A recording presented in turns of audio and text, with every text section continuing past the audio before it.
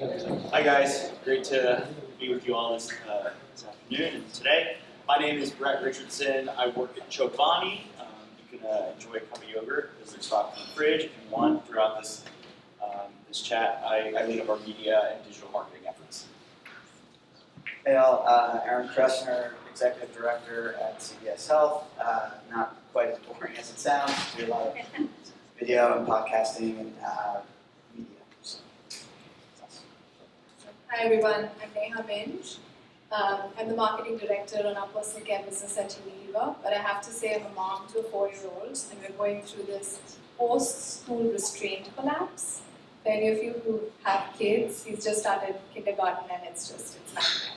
But I have to say, it's such a pleasure sharing the panel with all of you because Chobani, that's his breakfast every alternate day.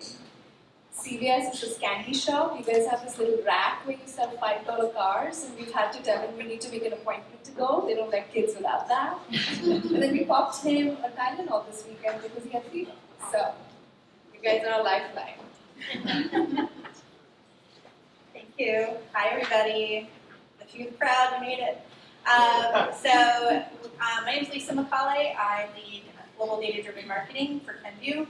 Kenvue is the newly formed company that has Neutrogena, Johnson's Baby, Tylenol, Zyrtec, brands like that.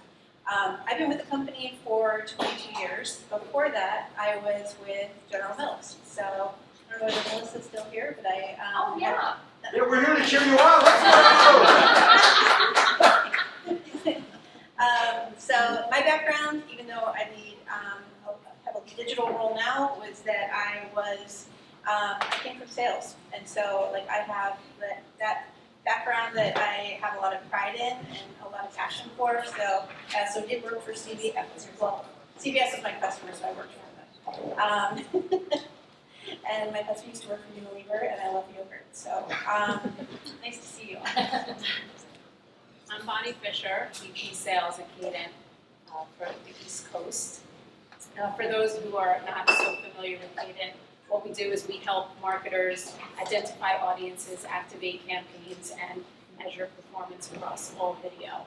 I want to thank Lisa and Neha for the help with the introduction because I also brought props because I wanted to, before we jumped in, I wanted to take a minute and recognize how important and impactful all of these brands are to our daily lives as consumers. Started my day with Dove soap in the shower, had a Chobani yogurt, went to CVS last night for my prescription, and right before the panel, popped a Listerine tab, right?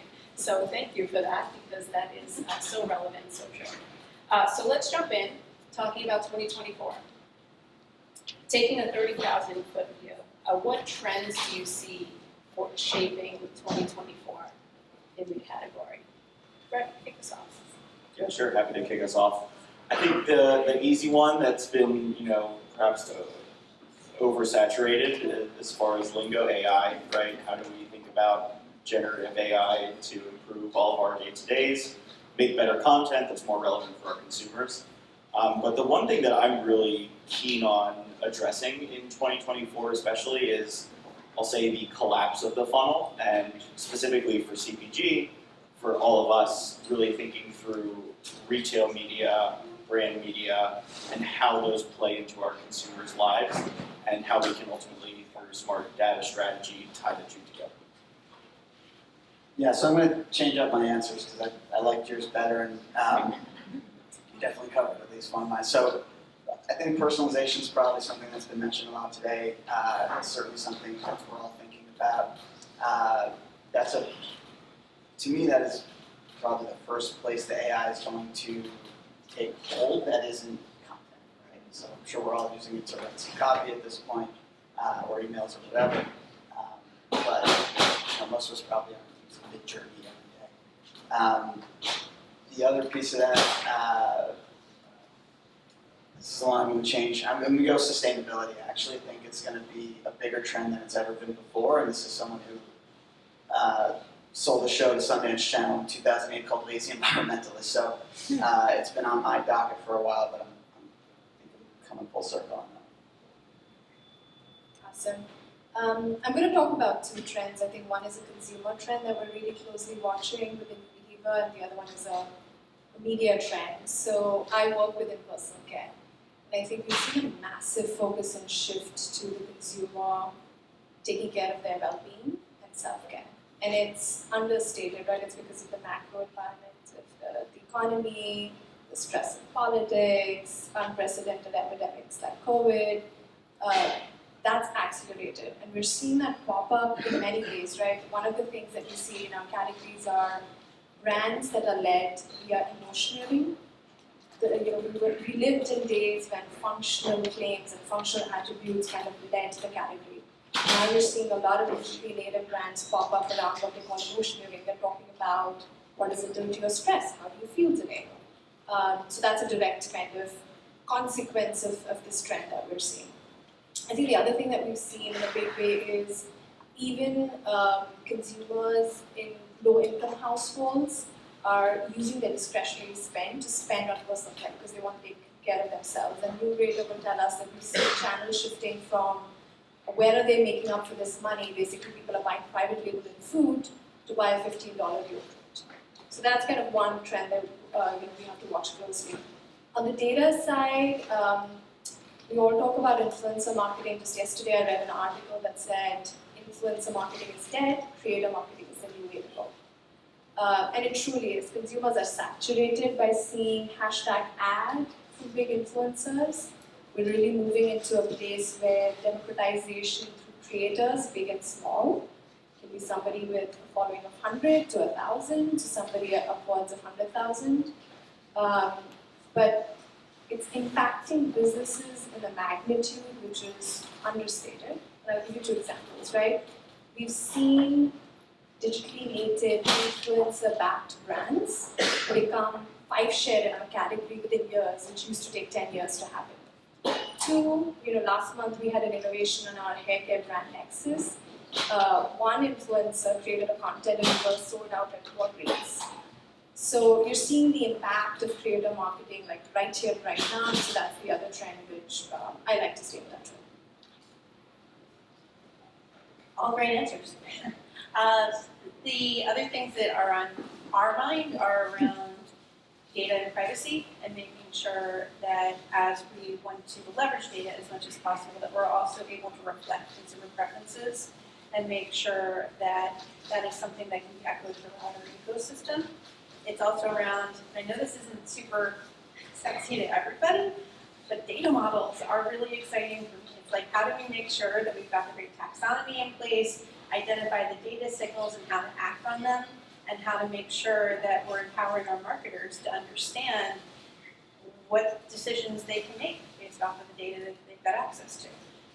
It's a different ballgame than it used to be like 10 years ago, and we need to help make sure that we're reiterating with our marketers the things that they have that they didn't even know that they had. Separately from that, another thing that I find really fun is MRM. So as we're looking to make sure that we're delivering with consistency and able to act with agility across the global brands that we have, making sure that we've got the right processes in place to be able to make sure that we're automating decision making, and that's something that we're also going to be in place. And then retailer partnerships is the other thing. We've talked about it a lot today, but that's going to be something that is already happening a lot in the US. I was really excited to hear what some of our partners earlier in the day were talking about.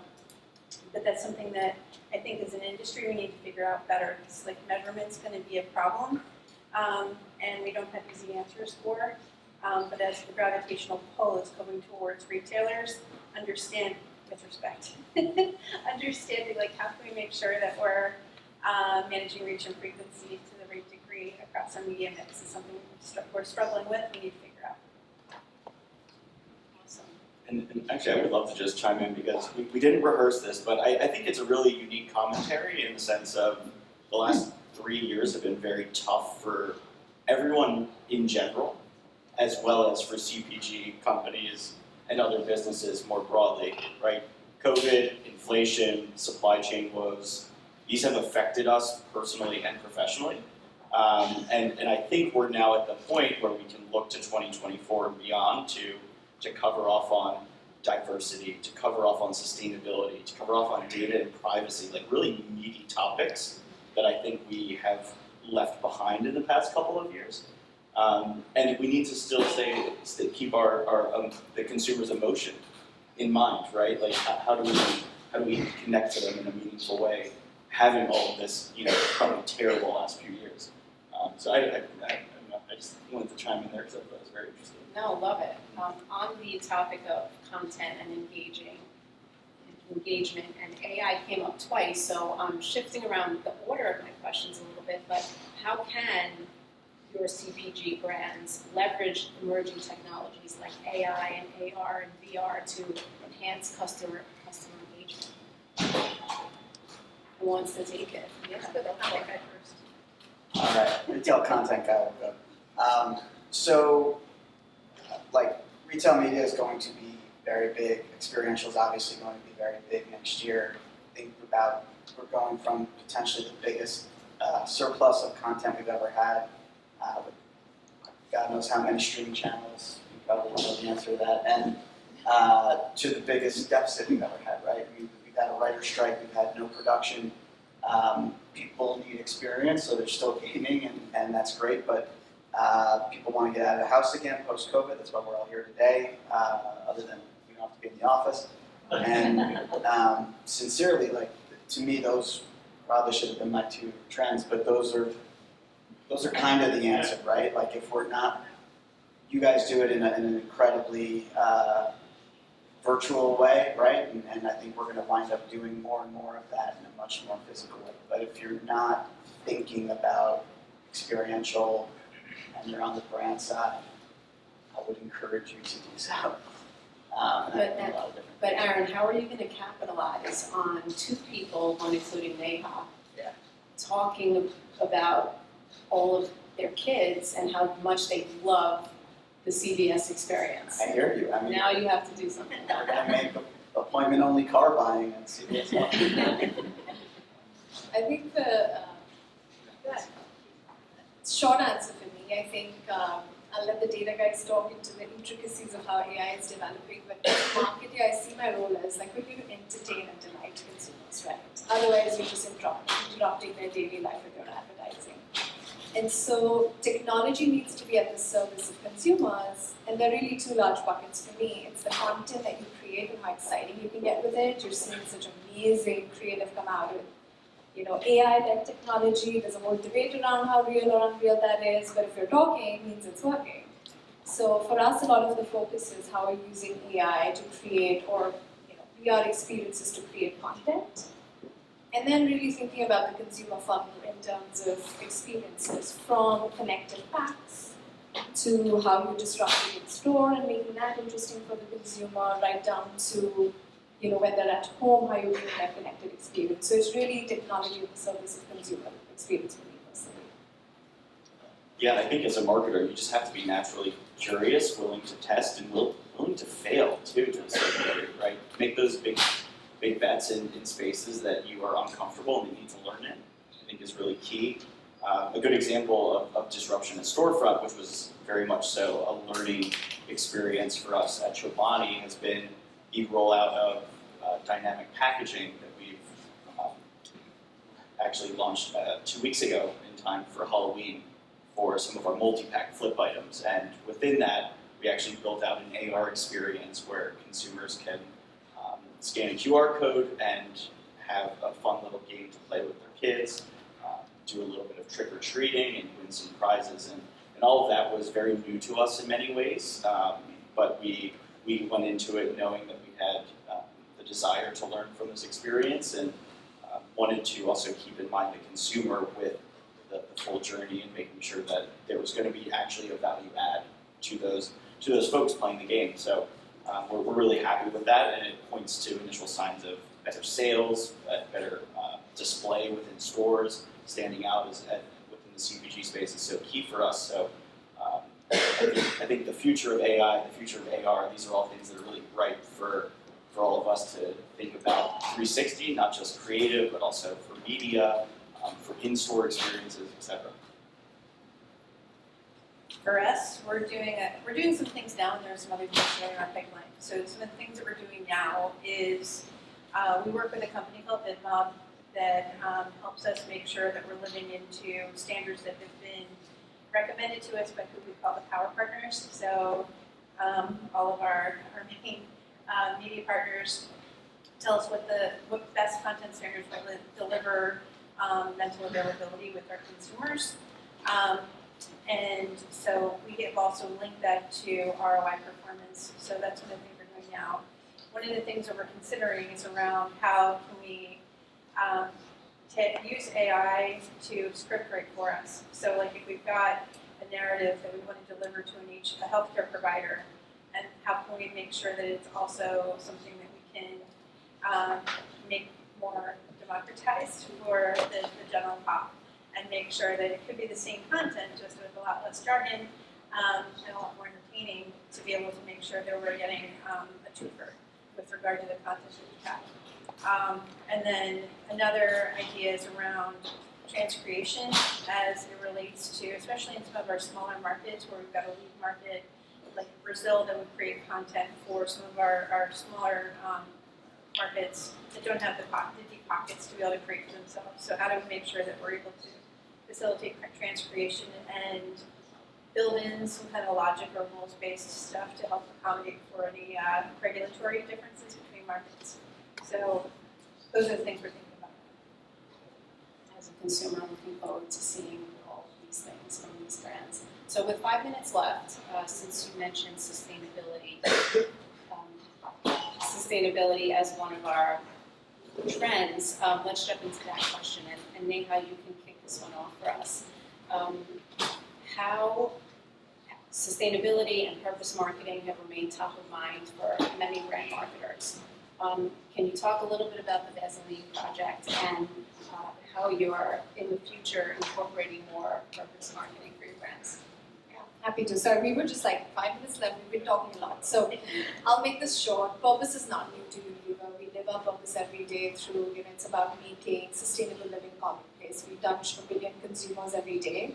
And it started way back in, I think, early 1800s with our co-founder, William Lever, who created the soap Sunlight to provide quality, accessible hygiene for most people. And so when I think about sustainability, and if you think about the Gen Z and the young consumer, they demand. It's not a good thing to have. It's not like a bolt-on. They demand that brands play a meaningful role in the communities that they live in. So you have to show up. For us, it's really about two things: authenticity and consistency. And I've had the amazing opportunity to work on a lot of purpose-driven programs within Unilever on some of our iconic brands like Vaseline and Baby Dove. And the things that I've learned are those two. I'll talk quickly about authenticity. Taking the example of the Vaseline Healing Project, it's a program that provides quality access of skincare to all. And it was born from this one insight that we learned that Vaseline jelly that you guys apply on your lips is also found in a first aid kit. So then we started asking these questions, and then I found an op-ed from two dermatologists who had traveled to a Syrian refugee camp, and they said because of the weight of those jars, that's the one thing they couldn't carry with them, but it's like the one staple thing they need to heal wounds. And we said, what about if our purpose was about making Vaseline available to the front line of skincare where it's needed? And that's where the program was born in 2013. It continues to live today. It's taken slightly different shapes and forms, but it's as authentic as it gets, right? And so that's the reason why there's been longevity. And then consistency is the other bit. Consumers do not, you can't kind of pull a cloth over them. They see through inauthentic things. And so at Unilever, most of our brands have been doing purpose marketing for over 10 years, 15 years, and we consistently invest behind them. So those are the two things I would say. It's not new to us, we've been doing it for years. Who wants to take that question next? Anything? I was just leaning in before because I thought there was going to be a sustainability joke about the length of the receipts. We didn't even get to that. Recyclable. Yeah. Well, we're all digital now, right? Yeah. Well, there is an app for that, for sure. And it comes with some money back. You get about 2% of your purchases back. If I had to guess, 3/4 of this room is already on it. That's the number. But yeah, I mean, recyclable in my mind is total nonsense. Like, if it's not coming from sustainable resources, like, I don't know, I'm very unsold on the recyclable positioning of really any product. That's all I had. I could talk about what CVS does with bags and other things, but I don't think it's that compelling. I think it's one of the areas we really need to double down. Brett, anything on purpose marketing? Yeah, I think there at Chobani it's built into our DNA, right? We have a company that, while is in the dairy business, cares about our people, cares about our communities, stands for a bunch of different causes, such as trying to end child hunger in the United States and beyond, supporting refugees and getting them meaningful employment throughout the United States. And all of these things I think have really just been because of our founder. So I don't necessarily know, like, how do you build purpose? That's probably a tougher question, but for us, the problem that we're trying to think through is how do we meaningfully share our purpose as an added value to our consumers, to share just more about us and, in a way, kind of build out a relationship, right? So, yeah, we're really keen on just thinking through the right vehicles and being very cognizant of the fact that we are not a perfect company. No company is, right? So, you know, how do we think about sustainability but being a dairy company? How do we, you know, try to support everything and put our money where it matters in some cases? So, I know, it's definitely a big challenge for sure.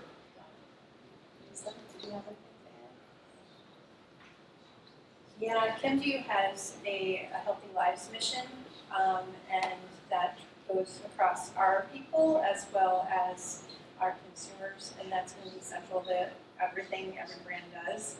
I'm not the expert on it, I just know that we have it. Got it. Okay. Well, that is time. Unfortunately, I didn't get to ask my brand-specific questions, but a lot to come in a very exciting, hyper-competitive category that is back in a big way in 2020, and I thank you all for your time, and thanks for having us.